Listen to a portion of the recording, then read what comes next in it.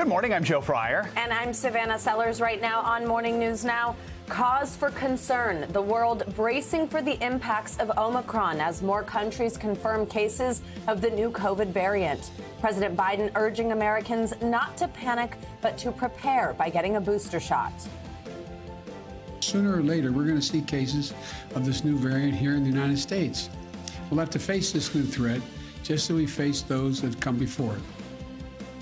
Meanwhile, Pfizer getting ready to ask for the okay from the FDA to give an extra dose of its vaccine to some teens. We'll bring you team coverage to help you cut through the confusion. Everything we know so far, what we don't yet know, and the smartest ways you can make sure you stay safe. Also this morning, under investigation, Amazon, Walmart, and other big box stores ordered to turn over internal documents as the feds look into those supply chain problems. What they're looking to uncover in the probe now underway. Plus, President Biden's meeting with the CEOs of major retail stores on how to get items back on the shelves. Grocery grouches. You may have noticed it in the checkout line. Shoppers being rude to store workers. A look at why some people aren't minding their manners and how it could impact our mental health. That's part of our weekly check-in. And kicking off the holidays, a Christmas time tradition is back after a pandemic pause. We'll pull back the curtain on the return of the Radio City Rockettes. Plus, Joe introduces us to some of the dancers living a dream come true.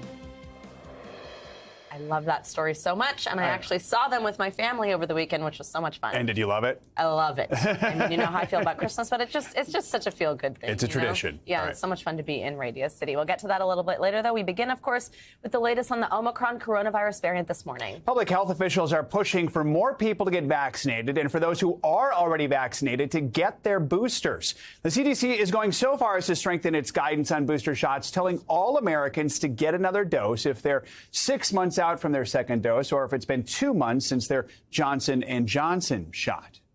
Right now, more than a dozen countries have confirmed cases, and new this morning, Dutch health officials now say the Omicron strain has been there for 11 days, well before the variant was confirmed by health officials in southern Africa. So far, the United States doesn't have any confirmed cases, but public health experts warn it's probably already here. There's still a lot to learn about this variant, but here's what we do know and don't know yet. The World Health Organization says it poses a very high global risk. A South African doctor says so far symptoms appear to be mild, but that hasn't stopped countries, including the U.S., from banning travel to and from the region. Right now, researchers are still trying to figure out how quickly Omicron is spreading, its strength, and if the current vaccines hold up against it. Questions they hope to answer soon. In a speech yesterday, President Biden said Omicron is a cause for concern, but not a reason to panic. Sooner or later, we're going to see cases of this new variant here in the United States. We'll have to face this new threat just as we faced those that come before it. And we'll fight this variant with scientific and knowledgeable actions and speed, not chaos and confusion. We have team coverage of the Omicron variant this morning to walk you through all the latest developments and what doctors are learning about this new strain and what they hope to learn. Let's begin with MSNBC anchor Lindsay Reiser outside a COVID testing site in New York's Times Square. So, Lindsay, still a lot of officials are still learning about this new strain while we wait for information. Some places are taking precautionary steps. For example, where you are in New York, how's the state preparing? Joe, Savannah, good morning. Good to be with both of you. So we know that the Omicron variant was declared a variant of concern by the WHO on November 26th on Friday. And you're asking, what is New York doing to prepare? Well, on that same day, the governor of New York, Kathy Hochul, declared a state of emergency ahead of a potential spike in cases. So what exactly does that mean? It frees up potential supplies in case of a shortage. It could address hospital staffing shortages, and also the executive order, which goes into effect on December 3rd, this Friday, limits non-emergency surgeries. Again, all in preparation, trying to make sure the hospital system doesn't get overwhelmed here. And this is all precautionary because there are no confirmed cases right now of the Omicron variant. But Savannah, Joe, you both just mentioned that health experts say it's likely already here. We do know that the governor of New York, Kathy Hochul, said it's coming. The New York City Health Commissioner believes it's just a matter of days before the first cases are confirmed here in New York City. So just yesterday, we heard from New York City Mayor Bill de Blasio about a new mask advisory. Let's listen to what he said about that and also the New York City Health Commissioner. There's a lot of places that have that right to say, if you're coming into our establishment, you got to wear a mask, and we've always respected that. And I think New Yorkers overwhelmingly follow that guidance. This strengthens our recommendation around masking, particularly indoors. And to clarify, that is for everyone, regardless of vaccination status.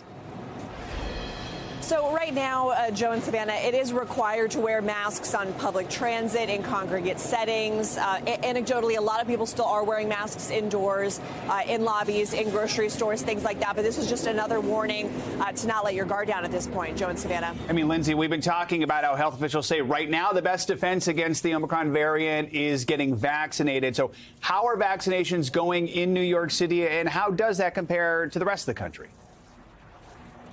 Yeah, so right now, let's start with the country, the umbrella view here. We've got about 59% of Americans of all ages who are fully vaccinated. And in New York City, that number does jump up to 69%. So it is higher than the national average. Again, all ages fully vaccinated. And anecdotally, also, you go to the pharmacy, you do see people waiting in line for their booster shots. But definitely, health officials are really trying to get that word out and encourage not just boosters, but definitely people who have yet to be fully vaccinated. Joe, Savannah. And Lindsay, New York State had already seen a rise in cases before the Omicron variant was even identified. So how do officials feel about the numbers right now, especially compared to where we were this time last year entering the holidays? So they do feel better about where we are. I mean, think about it. Last year, most of us weren't traveling for the holidays, weren't spending time with our loved ones. This year, that definitely was different. We know that TSA checkpoints saw pre-pandemic levels of travelers going through. And we also know last year in December, the vaccine wasn't widely available. Only about 1% of Americans were fully vaccinated. It was really only open at that point to healthcare officials, people in really high-risk jobs. And so health officials do say, just like you guys played from the president yesterday, reason for concern, not panic. We are in a better spot today. We have therapeutics. And again, we have that vaccine, and now we have boosters. Lindsay Reiser in Times Square. Lindsay, thank you. A lot of questions about this new variant. Let's bring in Dr. Amish Adalja. He's a senior scholar at the Johns Hopkins Center for Health Security. Doctor, good morning. Always great to have you. So, I mean, this feels like deja vu. States like New York are canceling elective surgeries. There's still so much, though, that we don't know about this variant yet. How transmissible is it? How do our vaccinations work against it? And those types of things.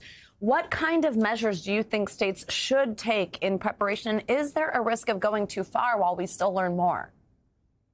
There definitely is a risk of going too far, and I think that happened during the early days of the pandemic when hospitals canceled non-emergency surgeries, and we all paid for it as other conditions kind of languished because hospitals were unable to perform those surgeries. So I think what we know now is that there are a lot more questions than there are answers, but we know that this isn't March of 2020. This is November of 2021, and we have vaccines. And even if this variant is able to get around some of that protection, it's unlikely to be able to erase everything vaccines do for us, prevent serious disease, hospitalization, and death. We've got lots of diagnostic tests. We can test this, we can track it, we can trace it. All of that's going to be really important.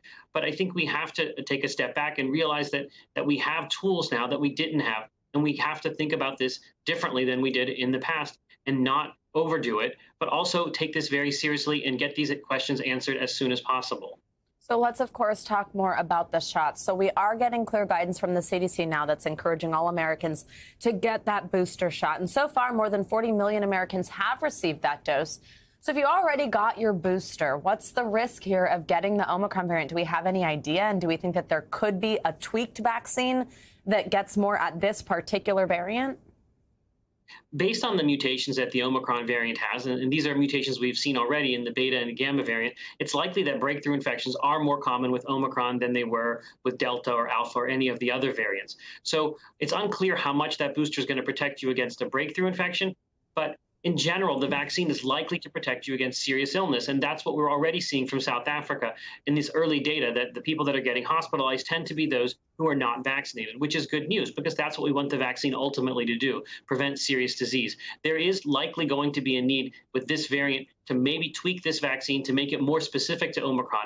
We haven't crossed that threshold for any of the other variants, but this might be one in which that threshold is crossed, and that may take about 100 days or so based on the mRNA vaccines to update them. And that's really, really great because that's very, very fast, much faster than you would have with the traditional approach. And Doctor, quickly before I let you go, one other question with some booster news here. Pfizer plans to ask for the FDA to authorize its booster shot for 16 to 17-year-olds. Anything here parents need to know? This is something I think is going to go through the process. Remember, 16 and 17-year-olds are generally spared from severe consequences of disease. Those that are fully vaccinated are probably not at high risk for anything unless they have an immunosuppressing condition. So this is something where there's going to be a risk-benefit calculation. There's going to be a lot of discussion. I don't think it's a foregone conclusion that 16 to 17-year-olds need a booster vaccination, but we'll see how they all how the process plays out. Dr. Delja, it's always great to see you. Thank you so much. As you've heard, some of the first alarm bells about Omicron came from South Africa. Scientists there quickly identified the new variant after seeing a COVID surge in an area where cases had dropped off. NBC News chief foreign correspondent Richard Engel spoke with one of those scientists. Here's his report. Gauteng province, which surrounds Johannesburg, is South Africa's most populous district. And it's what's happening here that's triggered alarm in South Africa and now around the world. We've been following Gauteng for over a year, a district of poor townships.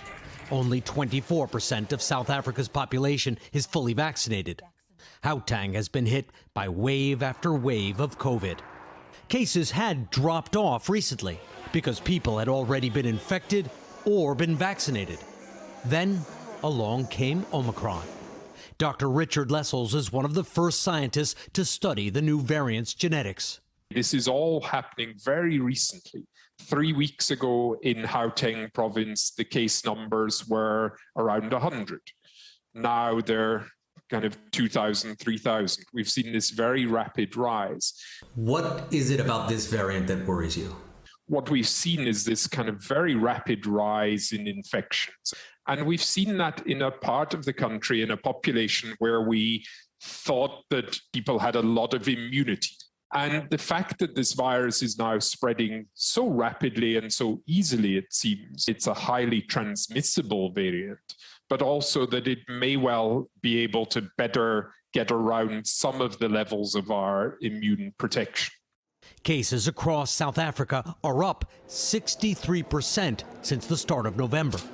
Omicron, it seems, is a bee that can sting twice. We still don't know how badly. Anecdotally, doctors and nurses describe symptoms as flu-like. But many of the cases detected so far here are in young people, expected to be mild anyway. And they've been found early. And there's always a lag for symptoms to begin.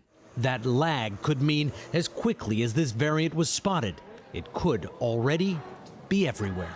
I expect over the course of this week, we're just going to see the number of countries reporting cases rising. How likely would you say it is that there are already cases in the United States? Very likely. In South Africa, scientists say they are still able to accurately test for the Omicron variant, even though it has mutated, using PCR tests. But PCR tests are more expensive. They can take up to 24 hours to produce a result. They are still checking the effectiveness of the rapid antigen tests, which can produce results in just minutes. Joe, Savannah? Richard Engel, thank you so much.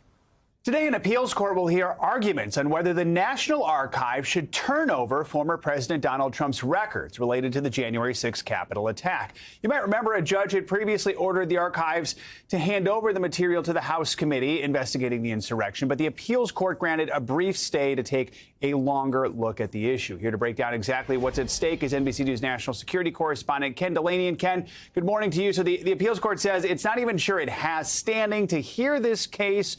What's their concern? What kind of impact could that have on how things play out?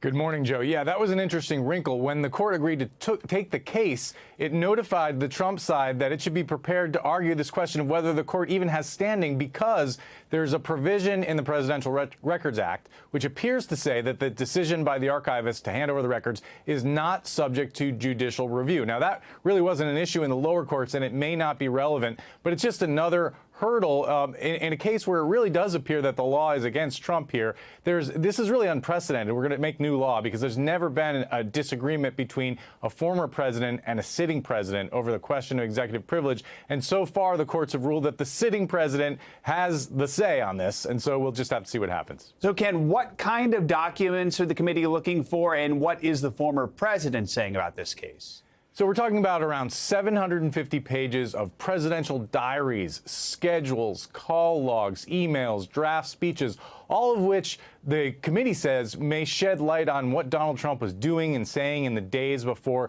January 6th. The Trump side says that these are protected by executive privilege, that presidents have a right to shield documents where they're getting confidential advice from their advisors, and that this is an important constitutional principle. But President Biden has said that these documents are not covered by executive privilege and has said that they're important for the committee to see, Joe. Ken, when can we expect a ruling? And if the court does decide the former president's records should be turned over to the committee, what happens next? Would anyone be able to see them?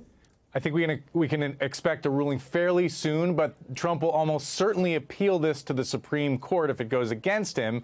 But then ultimately, if the committee does get the records, they're not going to make them public, at least initially. They're going to go into their massive report, which we expect to be out in the spring, and we may see some excerpts from these records, and we hope that the committee can shed a lot of light on what happened leading up to January 6th, Joe. And Delaney and Ken, thank you so much. You bet. Now to Minneapolis, where another criminal case will soon get underway. Jury selection is set to begin today in the trial of Kim Potter, a former Brooklyn Center, Minnesota police officer who shot and killed a 20-year-old black man, Daunte Wright, during a traffic stop last April. NBC News correspondent Shaquille Brewster is outside the courthouse for us this morning. Shaq, good morning. First of all, thanks for being up early and out there in the cold for us. So walk us through what happened that day, the moments leading up to Wright's death and the charges Potter is facing. Just remind us what happened there. Yeah, good morning, Savannah. And this was a shooting that actually happened as we were in Minneapolis covering the trial of Derek Chauvin, the officer who was accused and then convicted of murdering George Floyd. And it happened in April of last year, and police stopped 20-year-old Daunte Wright because they said he had expired tags and an item dangling from his rearview mirror. After initially complying with officers when they asked him to step out the car when they realized he had a warrant out for his arrest, he then got back in the car. This is all captured on video, and we warn you, the video is disturbing.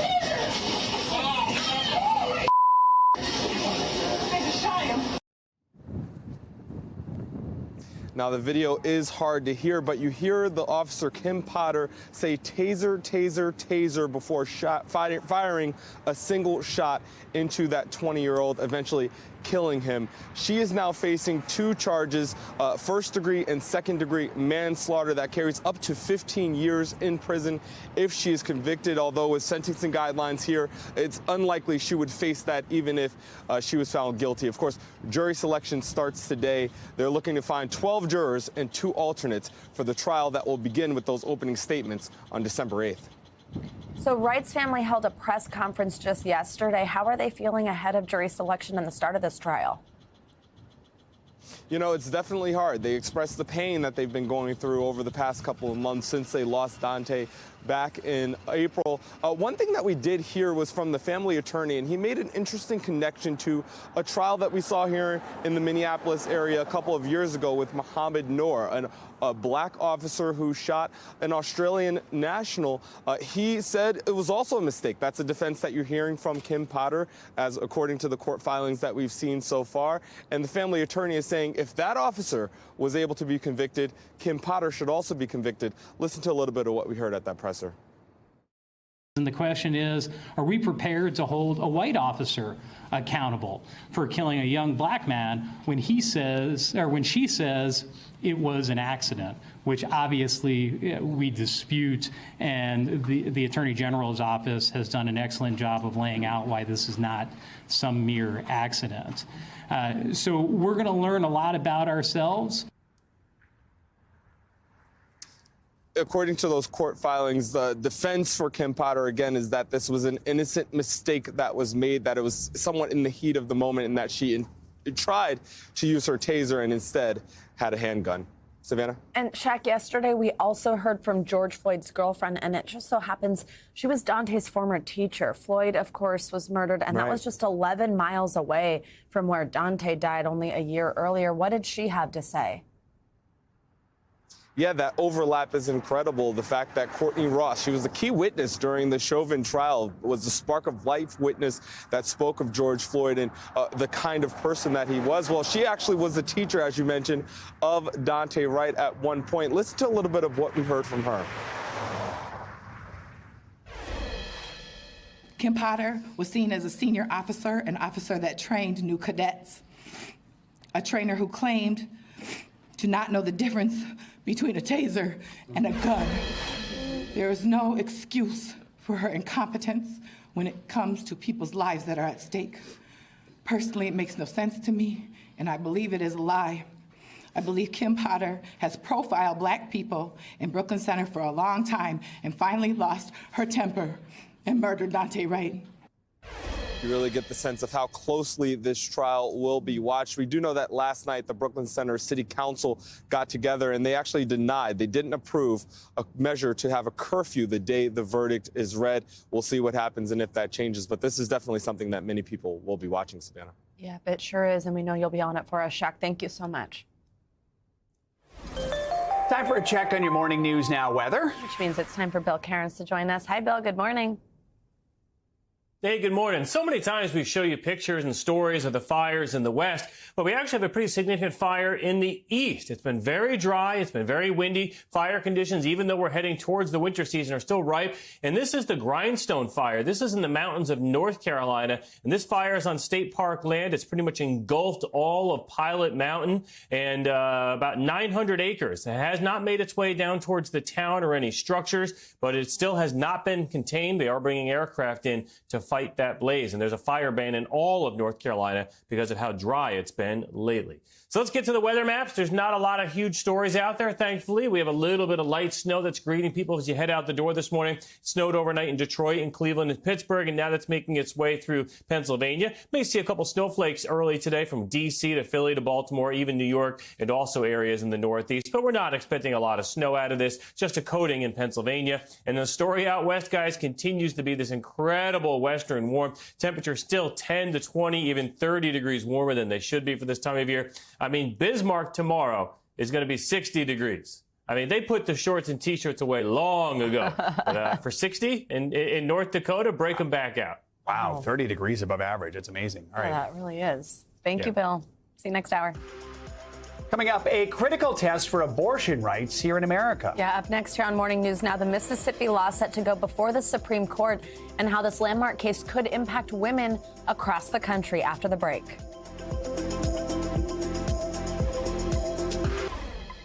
Newly released video shows former New York Governor Andrew Cuomo being questioned about allegations of sexual harassment. Also getting new insight into the role his brother, a well-known TV news host, may have played in his defense. NBC News correspondent Ann Thompson has the story. Over nearly 11 hours of questioning under oath. Yes, I do.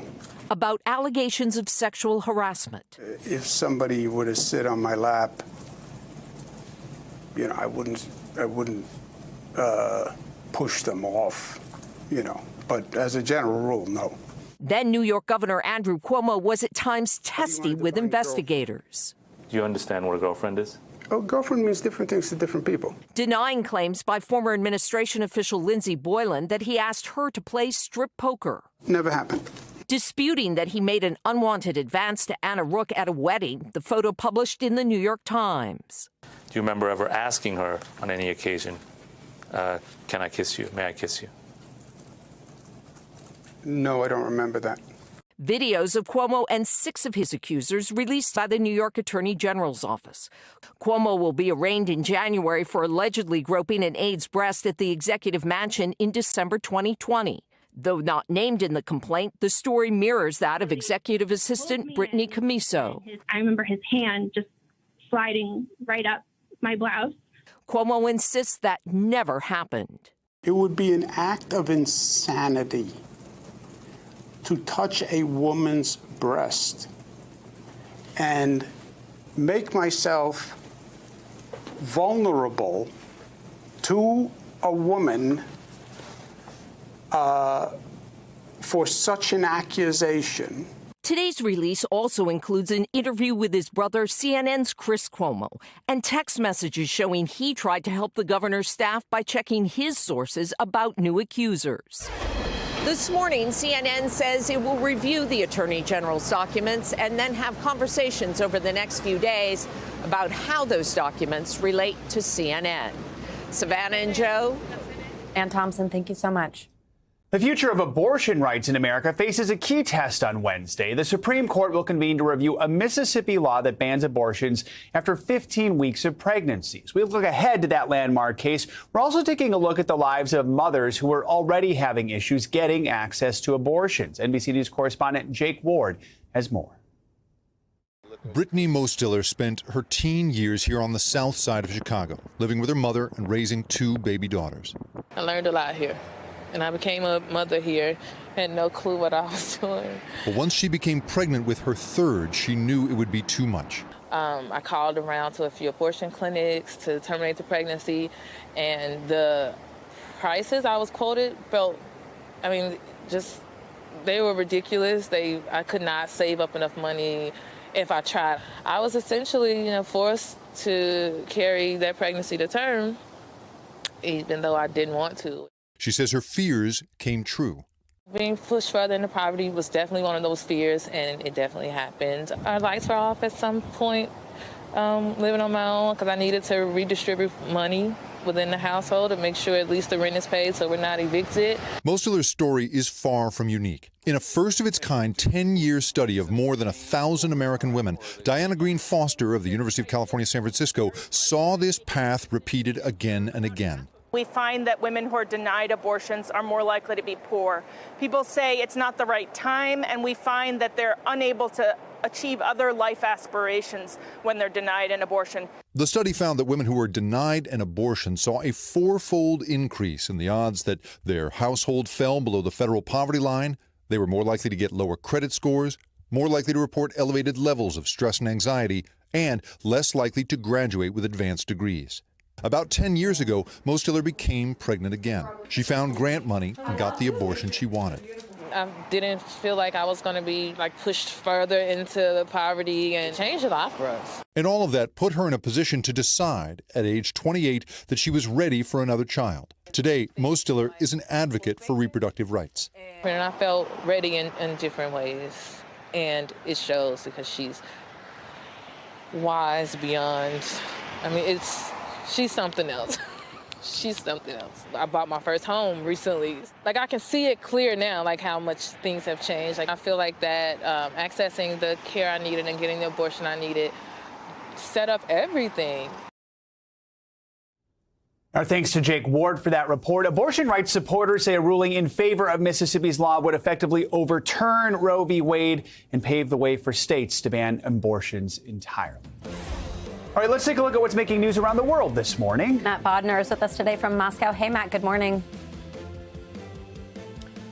Savannah, Joe, good morning. Well, we'll start this hour off in the UK, where all adults are now eligible for a COVID-19 booster shot just 3 months after taking the second shot of their base vaccination. This decision, of course, coming amid the global consternation over the arrival of this new Omicron variant.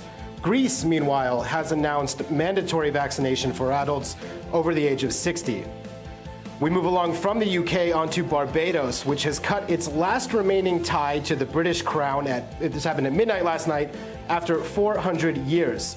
The ceremony to mark the occasion was attended by Prince Charles, of course, heir to the throne, who acknowledged the, quote, appalling atrocity of slavery. Barbados promptly inaugurated its first ever president and then declared Rihanna a national hero. And we finish this hour with some streaming news. Simpsons fans have noticed that a 2005 episode featuring a scene in Tiananmen Square is missing from the Disney Plus catalog in Hong Kong. The episode centers around a family trip to China, and during which they stop off in Tiananmen Square, where they see a sign that says, quote, on this day in 1989, nothing happens. Back to you guys. All right. Thank you, Matt. Appreciate it. Thank you. And coming up, you may have heard of retail therapy, maybe even prescribed it to yourself. Spending money when you're sad, angry, or stressed. But what's behind the urge to shop when you're not feeling your best? When we return, what's behind emotional spending and how you can keep it in check during the holiday shopping season in our weekly check-in. Next on Morning News Now.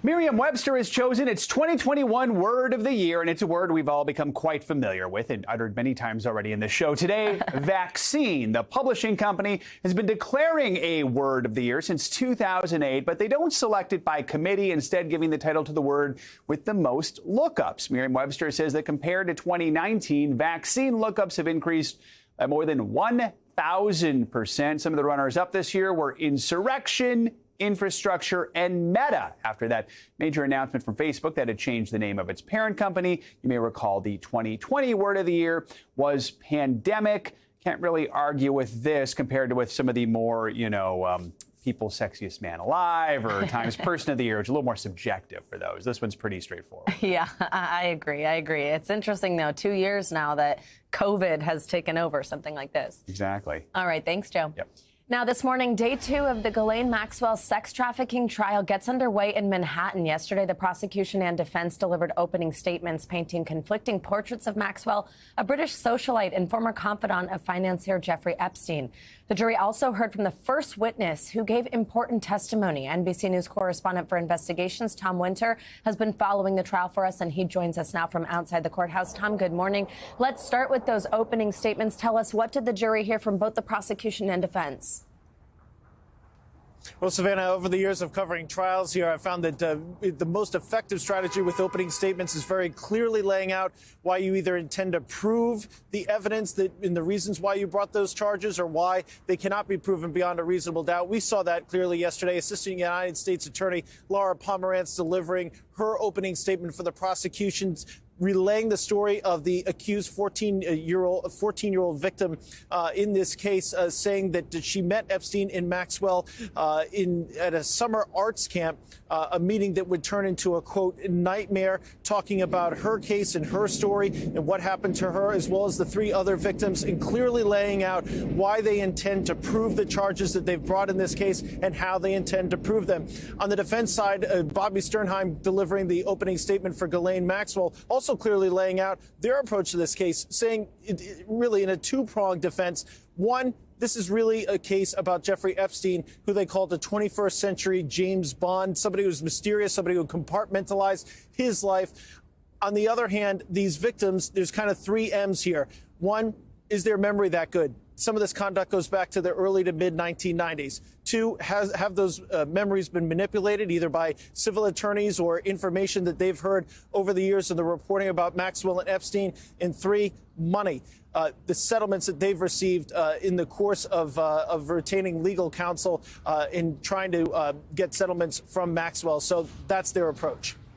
Now, Tom, I mentioned that the prosecution called its first witness. That witness was a former pilot for Jeffrey Epstein. Of course, there's been lots of talk about his planes, what happened on his planes, who was on them. What did this former pilot say? Why was his testimony so important? Well, Larry Fizosky is the person you're referring to. He was one of 3 pilots that would regularly fly Epstein's planes over the course of several years. Those planes got larger to the Boeing 727, a large jet that Epstein would actually fly across the Atlantic to his apartment in Paris, according to Fizosky. His testimony, I think, is going to be important here in establishing a couple of different things. And they started talking about this yesterday. He'll be back on the stand in just a few hours. But they wanted him to establish, one, how things worked in the Epstein household, the people that work for him. What did they do? How did things operate? When did they fly? He said every 4 days approximately, and sometimes just on short notice. So we expect to get more from him this morning, Savannah. And Tom, quickly before I let you go, who else are we expecting to hear from in the coming days? I think you're going to see over the next couple of days kind of this back and forth between some of the alleged victims in this case, as well as people like Fizosky, people that worked for Epstein who can detail how things worked in his operation, an operation which, according to prosecutors, led to him getting these types of massages, which would then turn sexual at one point almost every single day, prosecutors said. Tom Winter, thank you so much. Time now for our weekly check-in, where we take a look at some of the biggest mental health headlines and trends. Yeah, let's bring in Dr. Sue Varma, a psychiatrist, to help us understand what all this news means for you. Good morning, doctor. So let's start out with one that we teased at the top of the show. So we're right in the middle of the holiday season, which of course can be a stressful time for many people. But we have this new study from Arizona, and it finds that grocery workers are particularly stressed. Yeah, nearly 20% of workers say they experience severe mental distress while at work. So what's causing this spike in stress, and how can we be better customers to maybe reduce some of the stress? You know, grocery workers really have been frontline since the very beginning, but they're really not getting the support that they need. We find that when people who are working in retail stores have bosses that have very clear guidelines about expectations from customers, whether it be masking or social distancing, and when their employers go the distance to actually enforce the rules, the mental health of these folks are a lot better. It's very stressful having to tell customers, fighting with customers over, you know, the basics about pricing and about sales, but then going the extra mile with protecting them with COVID really helps. Speaking of stress, some folks just finished the bulk of their holiday shopping over Black Friday and Cyber Monday. I don't know any of these people, but allegedly they exist, I'm told. For some of us, it may have been an example of emotional spending. Help us understand, what is that, and why do some people buy things when they're bored or sad, and how do you kick that habit? Absolutely. So retail therapy is a thing. It works for a lot of people, and when it's within your budget or your means, it's not a bad thing. A lot of us are looking to have control over our environment and being able to spend money, being able to shop, whether it's decorating your place, whether it's a beauty or fashion splurge. It gives us a sense of normalcy. It gives us a sense of being able to reward ourselves. And look, the bottom line is we felt so deprived during the last, 20 months. So retail therapy isn't dangerous, but if you find that you have lost control over your spending, if you're living outside your means, if you're really having trouble paying down your debt, then this is where this becomes a problem. And doctor, finally, last one for you. So there's this whole community on TikTok that's really about mental health. It's called Mental Health TikTok, and there's a new trend emerging there. There's a call out for people to feel their feelings instead of psychoanalyzing them, basically. What does that mean? What does feel your feelings mean? And is there any credibility in that advice? Our emotions are made up of physiological sensations. So the idea is to be able to really sit in our body and to be able to experience these feelings. And that's what this means, is not feeling a desire to avoid it immediately. Look, when we were talking about retail therapy, for a lot of people, whether it be spending, whether it be eating, whether it be binge watching, these are forms of what we call experiential avoidance, where we're trying to not feel what we're feeling, or the psychoanalyzing, where we're trying to interpret, oh, this means that I'm rationalizing my behavior. This means that I've gone back to my childhood. And while it's very helpful to understand, to be able to label, to have names, to be able to communicate, in fact, the more granular you are with your feelings, it's very helpful. But feeling them simply means sitting with them and not running away from them. Great advice, important topics. Dr. Sue Varma, thanks so much for joining us this morning. Appreciate it. Thank you.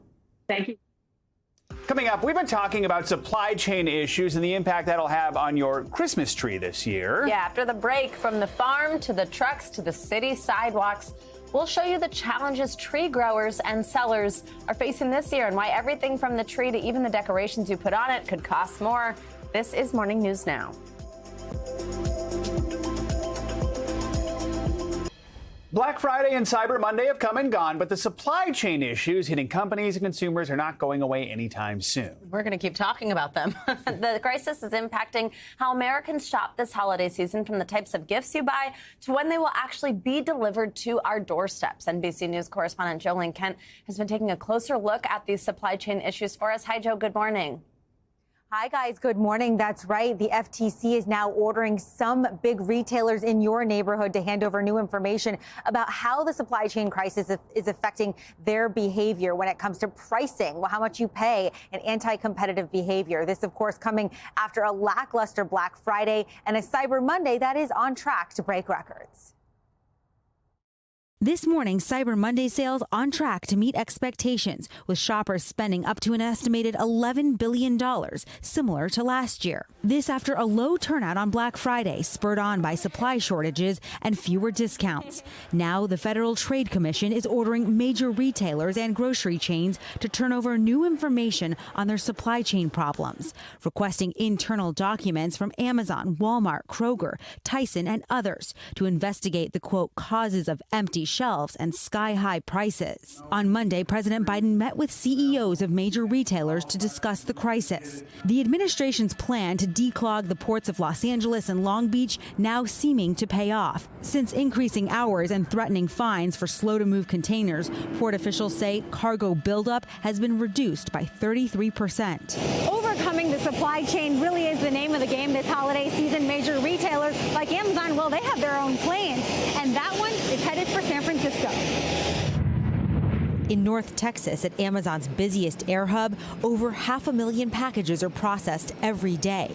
Workers sorting alongside robots that zoom across the warehouse. While Amazon says it's boosted inventory by 20% to meet demand, analysts say out-of-stock warnings are surging at many retailers nationwide, especially for baby products, toys, electronics, and home goods. It's one more reason why consumers are turning to gift cards, with sales up 400%. If you shop online and worry about delivery delays, experts say have your items sent to the store instead of your home. And if you're shipping gifts yourself, do it by December 15th. Major carriers say that's the ground shipping deadline to ensure your presents arrive by Christmas Day. A little bit more on that meeting with President Biden and the retail and grocery CEOs. The Walmart CEO specifically, the biggest retailer in the country, saying that things are indeed getting better. According to a transcript provided by the White House, Doug McMillon saying that for the part that comes from outside of North America, all your stuff, he's talking about the port issue has been a big issue, but we've really seen a lot of improvement. So hopefully you can expect to see all of your holiday goods checked off your list relatively soon. But I want to remind you guys, shipping deadlines are coming up. December 15th is the first big deadline for USPS Ground. Get it done. Just get it done. Yeah, that puts it on us to actually buy the things and then put them in the mail. Two people who I don't think have started. All right. Thank you, Joe. Now, the supply chain issues are on full display this holiday season, especially when it comes to getting a Christmas tree for your home. From the tree itself to the price of the stand you put it in, we're looking at the bottlenecks causing a spike in those prices. NBC News correspondent Dasha Burns is live in New York City with more. This, by the way, if you're not from New York, is how we get our trees. They're usually on corners on these stands like Dasha's going to show us. Dasha, good morning. Hey, Savannah, good morning. As you well know, this is the time of year where New York City street corners turn into little winter wonderlands with the tree vendors who bring so much of the holiday magic to the city. But how do you actually get these trees to Manhattan? Turns out it takes quite a lot to make that happen. So we chronicled the journey of the trees from farm to city to show why businesses and customers might be paying a little bit more this year, and the slimmings are going to be a little bit slimmer. Take a listen. There's no place like New York City at Christmas time. From the lights to the snowy surprises. Wow. Wait, look at Whoa! Whoa! To the tree vendors that put the merry in Christmas all across the city. But it takes a lot of work to get a Christmas tree to the streets of NYC. It takes about 7 years to get that tree up to get ready to get it for the city. Then you got to harvest it. The trees start here on farms like Allen's. You know, then you got to get it on the trucks. You got to get it to the city, and that's a pretty tight schedule. But that tight schedule to get a tree from farm to city has been complicated this year by labor shortages and supply chain issues. It's just hard to get the labor right now. There's other people that have problems with the trucking end of it. There are also fewer trees to be cut, a problem farmers trace back to the 2008 recession when they couldn't afford to plant as many trees. And now, more than a decade later, we're lacking the tree. We don't have the supply of them because we've been downgrading, but usually 6,000, we're down 2,500 this year.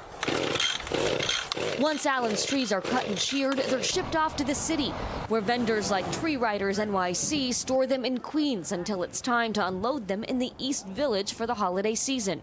What starts off as an empty sidewalk is then flooded with lumber and trees and humans who just build and build. How much more difficult is it this year to make this all happen? A lot more. Like a lot more difficult. This year, we went to 4 different states. We called 200 farmers just to find the trees that we needed to find for this year. Thanks to these challenges, you may be paying 25 to 50% more for your tree this year compared to 5 years ago. That's according to the National Christmas Tree Association. And that's not the only holiday price hike. Everything that you'll see at your typical Christmas tree stand, from the trees themselves to the tree stands to the lights, even the lumber has gone up in price and is harder to find. Also, the tree stands have gone up. There is a shortage of resin. They're having a hard time finding enough plastic to make the tree stands. Of course, the price of lumber. All of the stuff we use to build our shacks and our A-frames out here. We did actually have to raise the prices this year. For some customers, that might mean a little modification.